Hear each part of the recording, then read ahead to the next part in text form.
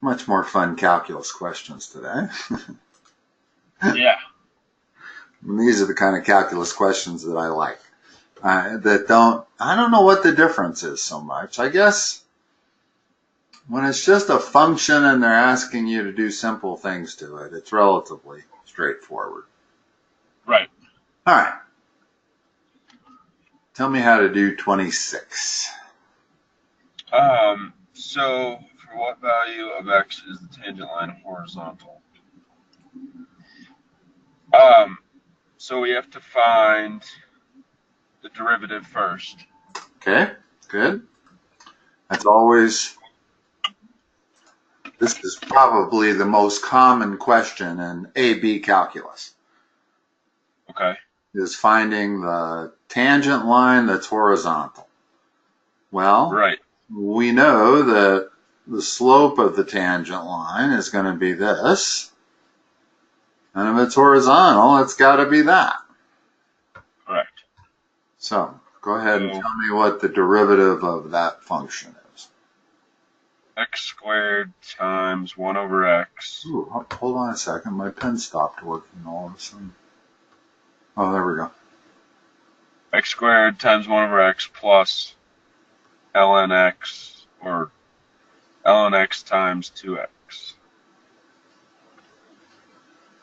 And I'll just put the 2x there. Okay. Now, we need that to equal 0. Right. Well, simplify it first. What do we have? X squared over x plus... Which simplifies to? Oh, yeah, which simplifies to x. Okay. Plus 2x ln x. I don't know how to... Okay, now what's the next step in solving this for x? Well, we got to set it equal to 0. Okay, that's a start. That's what we've done. And then probably put the x on one side. Think factoring. Okay. We could factor out an x. Okay, and the reason you want to think factoring is because you now have the product of two things. When you have the product of two things equal to 0, that means either thing can be 0. Right? Yeah. Okay, in other words, it's a straight algebra. That's why we factor in algebra, is so that we can get the product of two things instead of the sum of a bunch of stuff. So right. now what? So now, I mean, if I was taking a test right now, I'd probably do guess and check. No, let's do it the other way. Okay. And there's a reason I say that. Let's just go back to your algebra days. How would you solve this? Divide both sides by x. No. When you have a times b equals 0, the way you solve that is you set a equal to 0, and then you set b equal to 0.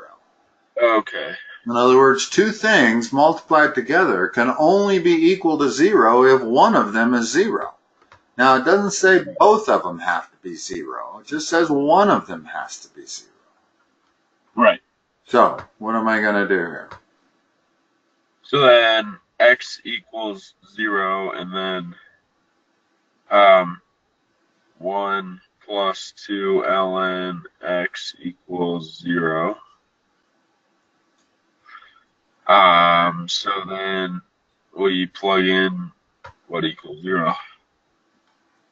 Well, So let's take a little bit, let's look at this solution here.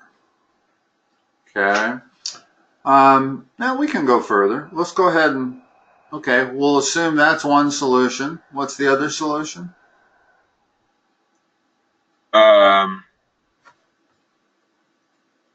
Solve that second equation.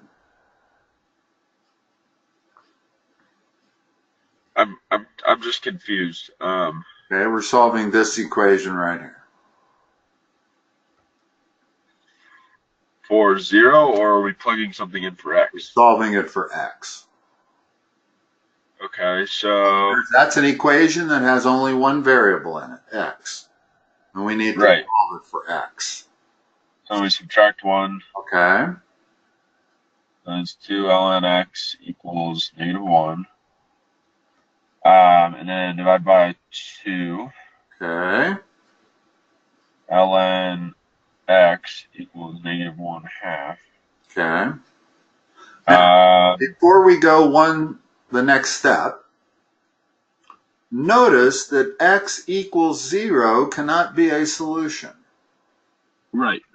Because it violates the domain of the natural log function. Correct. So let's cross that out right now. So this is going to be our only solution. And how do we solve for x here?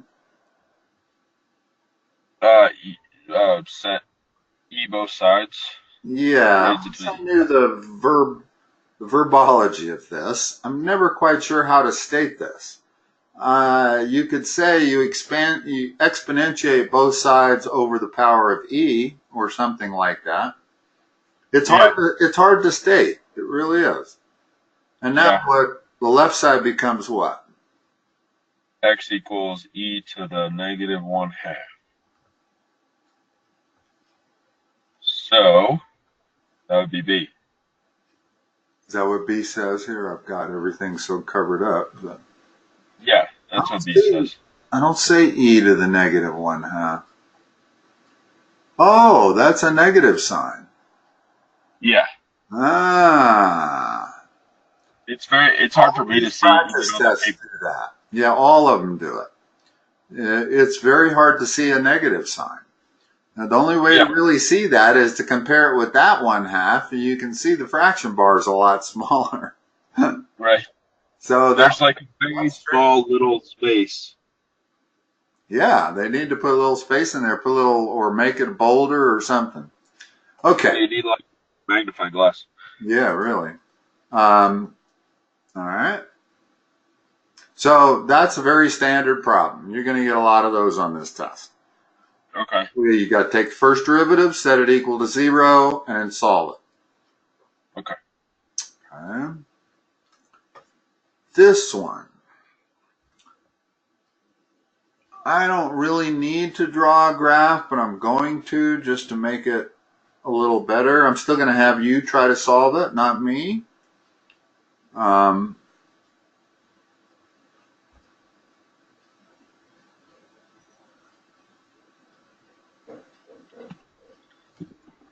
That's pi, 3.14 in other words. Right. So 2 must be about right there. Okay.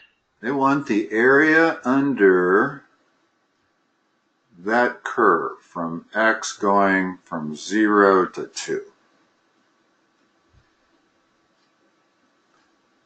And they want you to use 4 rectangles. And they want you to use right-hand rectangles. So that would be the rectangle point would be on the right side of the rectangle, correct? Now, let me go ahead and divide this up. Like I said, you don't really need to do this. The key, that first rectangle, the upper right-hand side needs to be on the function. That's the key. If it's rectangular mode, then it's the other way around. So it's an overestimation for it. Yeah, we don't even care too much about that. Okay. What we need is the area of rectangle 1 is equal to what? Here, let me label them. That's 1, that's 2, that's 3, that's 4. Okay. It's the area of a rectangle. The area of a rectangle is length times width. Okay. What's the height. It's actually height times the width in this case. Right. The height would be, so that you'd plug in sine of whatever x value that is at. It's the sine of 1/2. In other words, if this is 2, this is 1, this is 1/2, yeah. that's 3/4. Visually. So it's the sine of, in other words, it's the sine of that first point.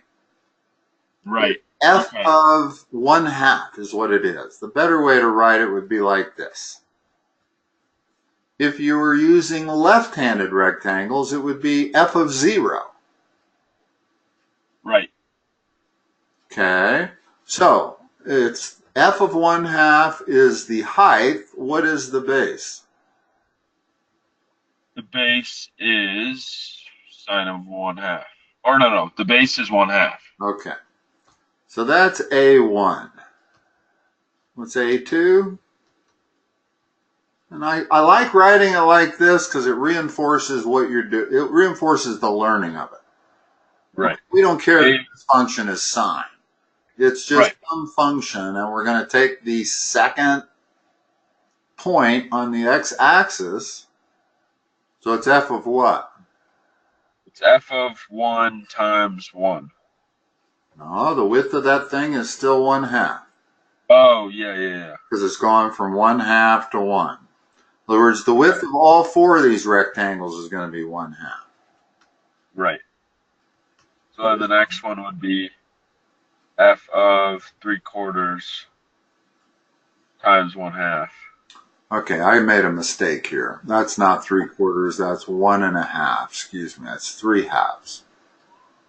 In other words, I was splitting up between 0 and 2. I made a mistake when I wrote 3/4 there. Right. So 3/2. Okay. 3/2 times 1/2. Okay. And then a of 4 equals f of 2 times 1/2. Okay.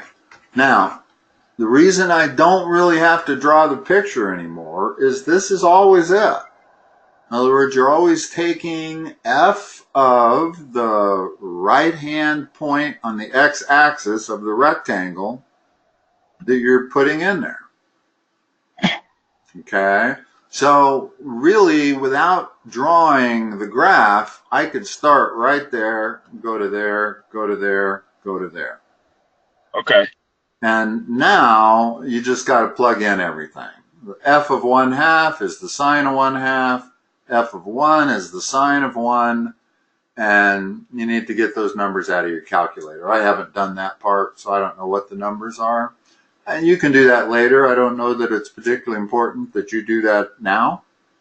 Yeah, no, I understand how to do it now. Yeah, let's not waste our time on arithmetic. Okay.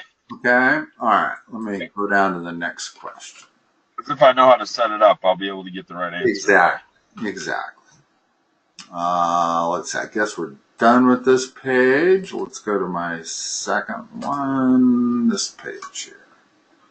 And start at the top.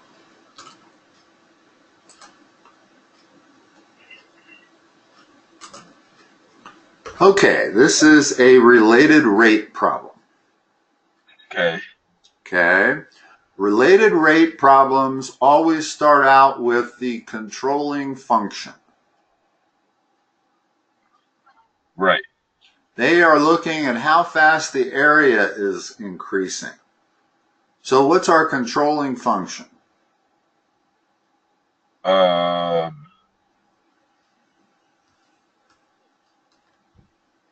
For a radius.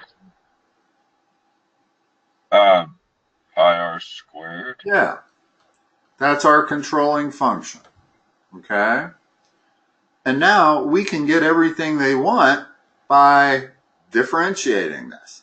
What they're looking for is area increasing, so dA, what goes under the dA?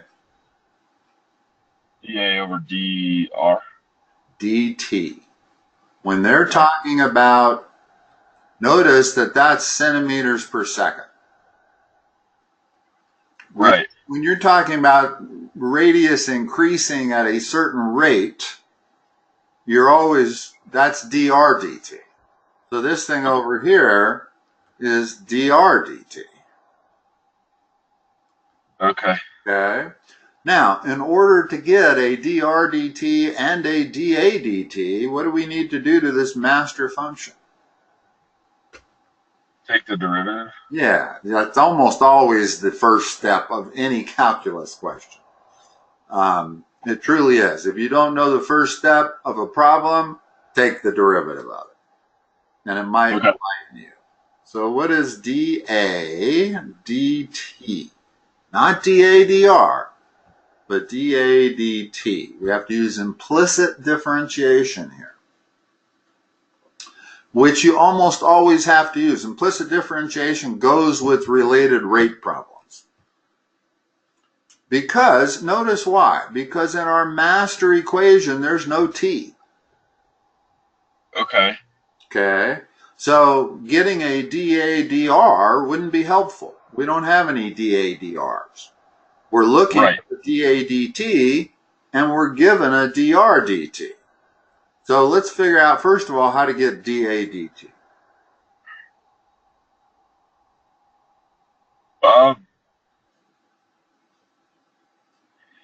Well,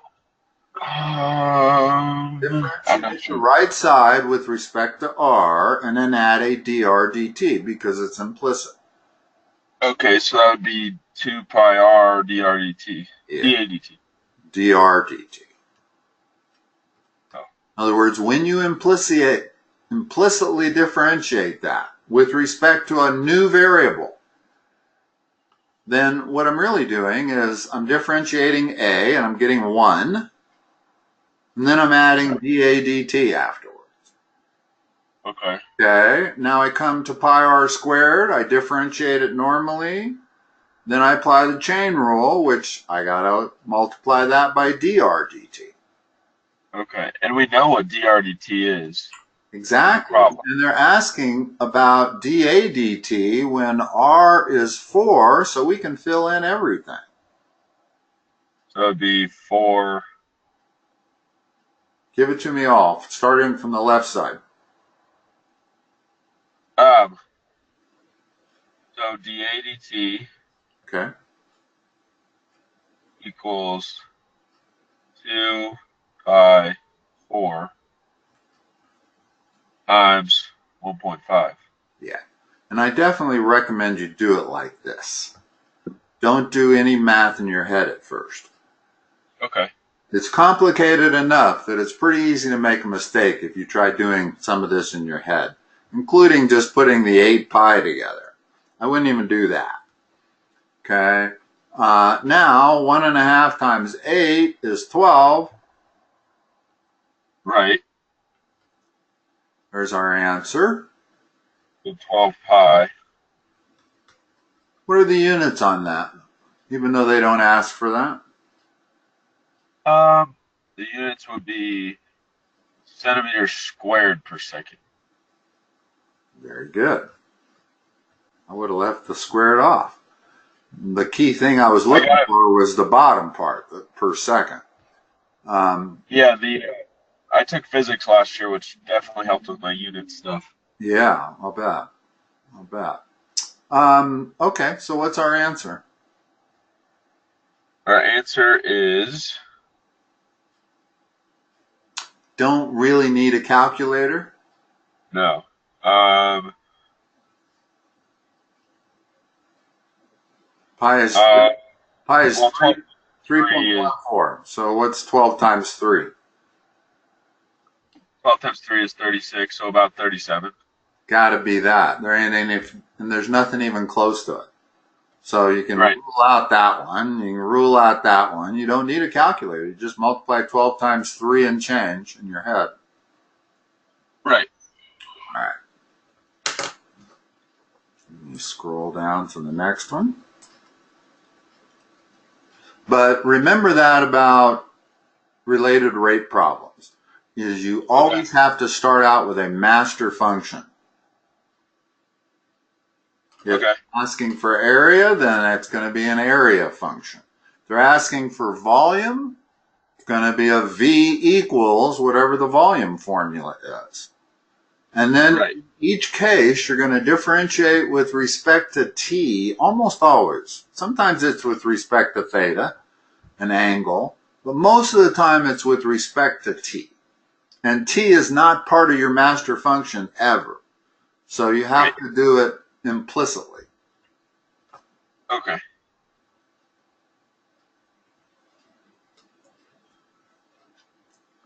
It's a good problem. 29. Isn't this the definition of the derivative? Okay, take it from there.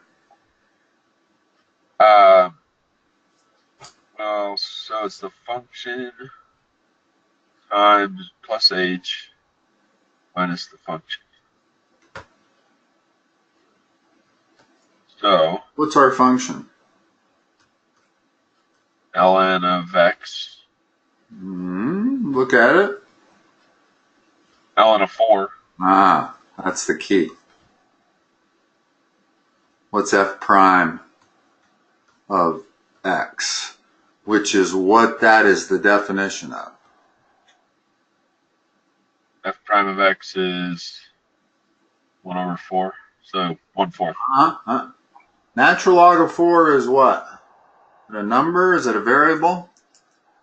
A number. What's So it's the 0. derivative of a number? It is 0.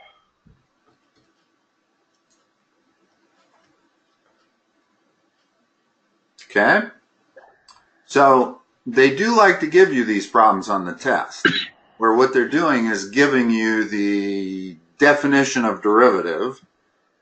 And Right. so you have to leap from that to the function is natural log of 4. If that would have said x, then the function would have been natural log of x. Right. It had a number in there, so 1 second. Okay. Hey, Dave. Good morning. Good. I'm in the middle of a tutoring session. I'll be done within about 10 minutes. Can I call you back? Okay. Bye-bye. All right. Sorry about that. I don't usually do that, but that's my duplicate bridge partner looking for practice today. Yeah, that's okay. All right. Number 30.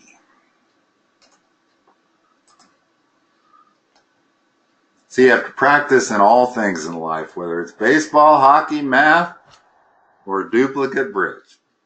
Yeah. Duplicate bridge is very, very competitive. It's bridge without the luck. Okay. Yeah, very interesting game, actually. But anyway, back to this. So for what Okay. x is the slope of the tangent line to that function equal to the slope of the tangent line to that function on that interval?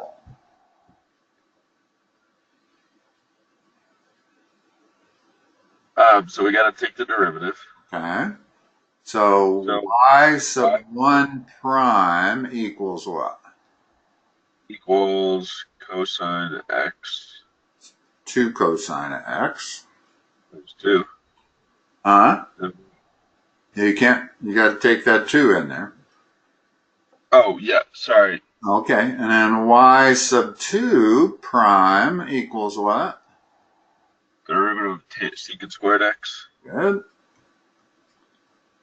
And what are we going to do next? Set them equal to each other. Okay. So 2 cosine x equals secant squared x. Is this a calculator problem or not? Yes. Oh, you can use your calculator? Yeah, so... Okay. That's probably the easiest way to... I'm not sure that it is. Let's try doing it manually. It's not that hard to do manually, and let me show you why. It's 2 cosine of x equals 1 over cosine squared of x, correct? In other words, secant squared of x is 1 over cosine squared of x. Okay. And Now, as long as the cosine x is not 0. In other words, x cannot be equal to 1. Because if it was, we'd be dividing by 0 here. And that's a domain restriction actually on secant x. Secant x cannot be, well, I didn't mean 1. I meant pi over 2. Okay. In other words, the cosine of pi over 2 is 0.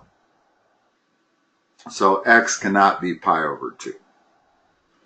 And Right. it can't be pi over 2 with secant either. That's a vertical asymptote at pi over 2. Right. So it's not because we changed it to 1 over cosine that it can't be pi over 2. It's because that's a restriction in the beginning also. Okay, Right. now to solve this, I can multiply both sides by cosine squared. So we have 2 cosine cubed of x equals 1, and then divide by the 2. So cosine of x equals the third root of 1/2. Right. So x equals what? Without a calculator. Let's just... Well, like... inverse. What? Like inverse. In other words, we take cosines of angles to find ratios. To find the angle, you have to take the inverse cosine of the ratio. Right. So it's the inverse cosine of 1/2. To the 1/3 power, which is the cube root. Okay, so... Excuse me, it's all of that.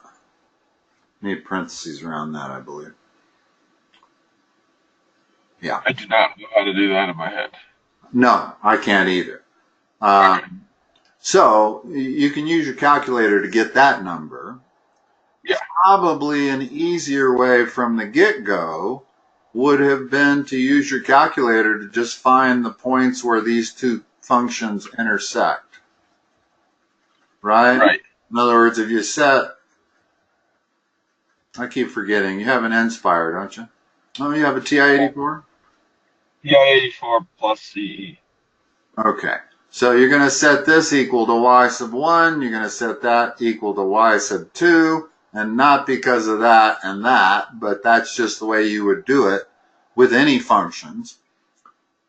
I have a question. How would you graph secant squared x in a calculator? Secant times secant? Secant x times secant x? I don't have a button for secant. Or like this.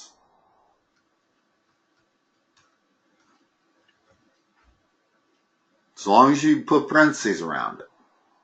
If you don't put parentheses around it, then it's the secant of x squared, which is quite different than the secant squared of x. And what is secant equal to sine over cosine? No. Just go ahead and write it out as, in other words, your first function is y equal 2 cosine x. Your second function is y equals secant squared x. You don't have a secant button on your calculator, do you? Okay. No. So the second function is 1 over cosine squared of x. Okay. So graph 1. That's the way you have to do all of those secondary trig functions on that calculator, is just do the reciprocal. Okay, so 1 over cosine x all squared. Yes.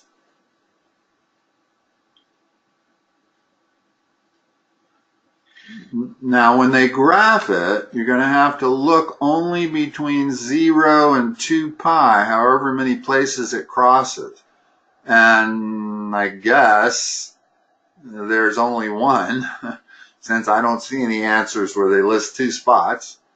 Can you figure it out from your graph? Which point? Yeah, graph it. Hold on. You might have to put a trace on there. There's two intersections between 0 and 2 pi. Really? Hold on. Yeah. 2 pi being 6.28. Yes. So second calc. Hold on. Intersect. Let me pull this up.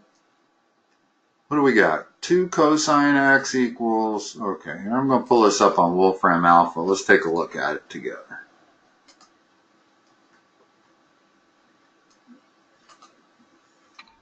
I would think those asymptotes could give you some problems.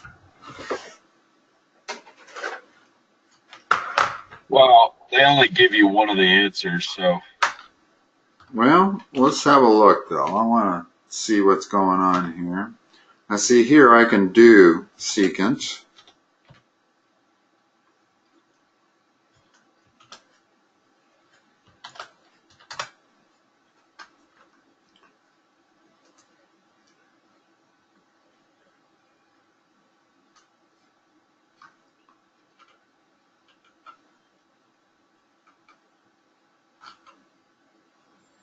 Okay.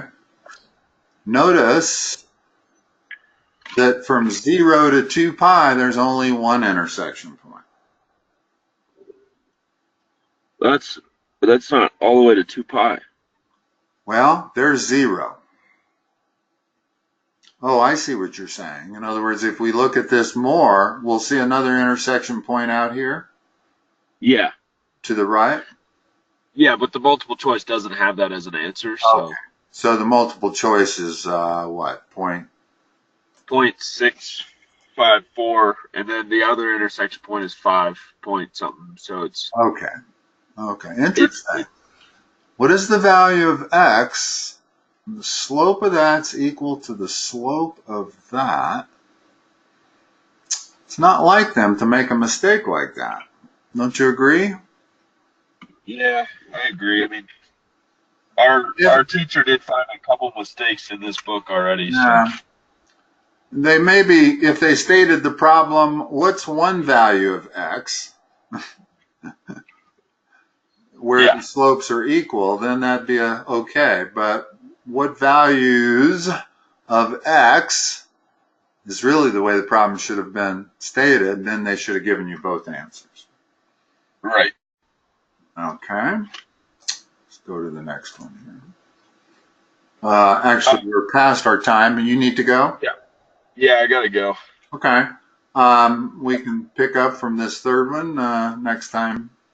Yeah, and I'll send more after that as well. Yeah, these are great, actually. This is the perfect kind of practice, I think.